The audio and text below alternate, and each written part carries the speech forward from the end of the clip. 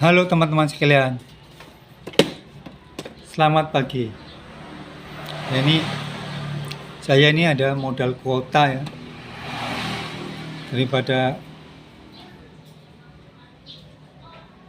saya lagi santai, sementara ini nggak ada yang dikerjakan sambil nunggu toko ya, sambil nunggu pembeli ya.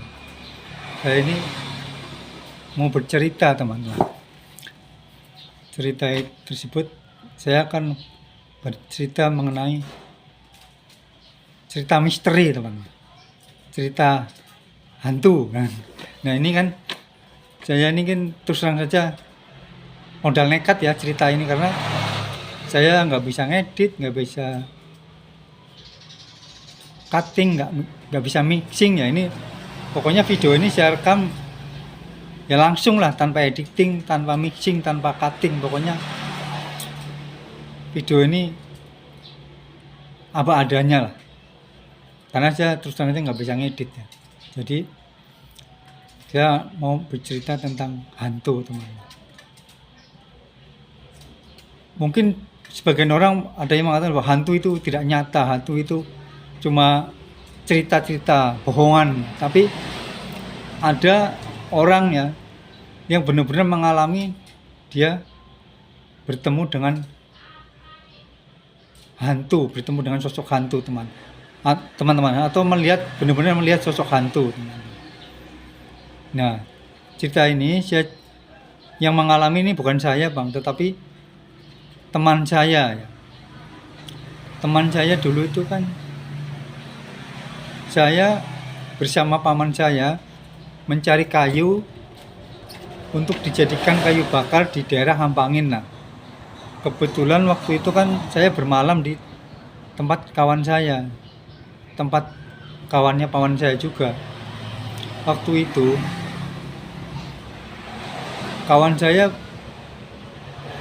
yang saya tempat menginap di situ bercerita bahwa dulu waktu dia tuh kerja kayu atau kerja tebang kayu di hutan daerah Ampangin ya, di daerah KM 60 itu,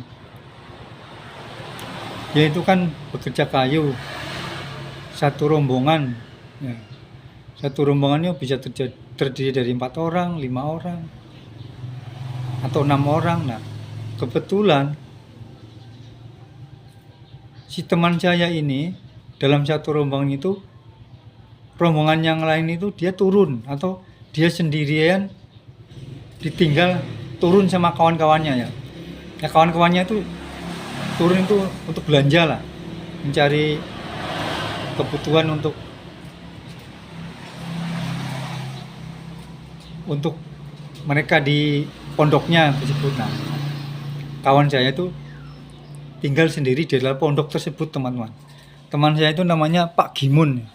Dia rumahnya dulu di Ampangin, tetapi sekarang katanya kabarnya dia sudah pindah ke nggak tahu daerah Papua sana atau daerah mana sih, nggak tahu.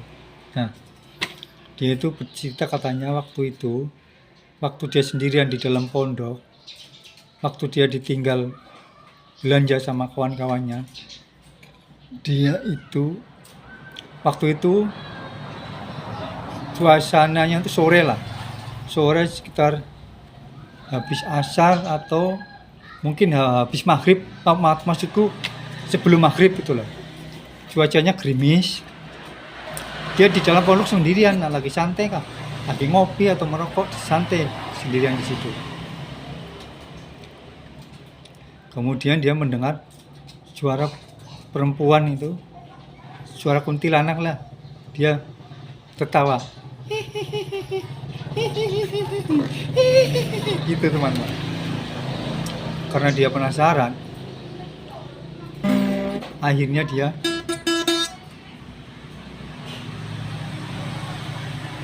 menengok ke arah pintu. Nah setelah menengok ke arah pintu teman-teman, ternyata di situ ada sosok kuntilanak, sosok perempuannya.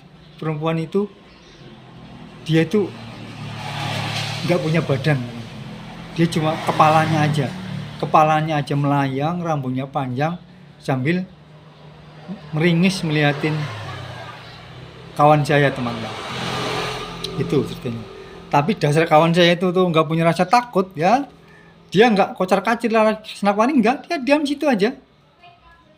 Itulah hebatnya kawan saya. Kalau saya yang ditemui hantu ya sudah lari kocar-kacir ke sana kemari, mungkin sudah pingsan mungkin ya.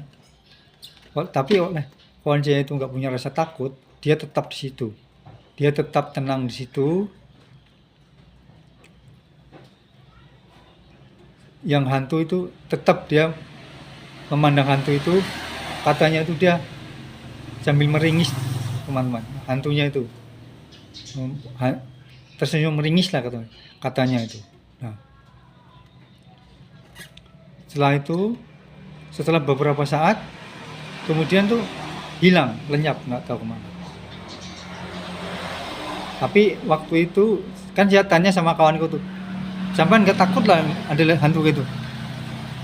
Nggak apa-apa, hantu kan nggak mungkin juga makan manusia. Malah jawabnya kayak gitu. Memang benar, hantu nggak mungkin makan manusia. Hantu ya cuman nakut-nakutin itu aja. Kalau kita takut ya kita lari tunggang langgang. Tapi kalau kita santai di situ ya dia pada dasarnya dia tidak mungkin memakan. Nggak ada ceritanya hantu makan orang itu kan nggak ada. Ya itu teman-teman ceritanya ya, cerita hantu yang dialami oleh kawan saya. Cerita ini saya benar-benar mendengar dari orangnya langsung ya, bukan dari cerita orang tuh enggak. Memang waktu itu kan saya menginap di rumahnya waktu itu. Itu lama lah, sekitar tahun 90-an mungkin. 95, 96 mungkin. Pokoknya waktu itu saya masih ikut paman saya di Kalimantan Tengah ini. Oke teman-teman, begitulah teman-teman cerita hantu yang saya ceritakan kali ini, dan nanti masih ada lagi teman-teman cerita hantu yang lainnya yang akan saya ceritakan. Oke, sekian, terima kasih.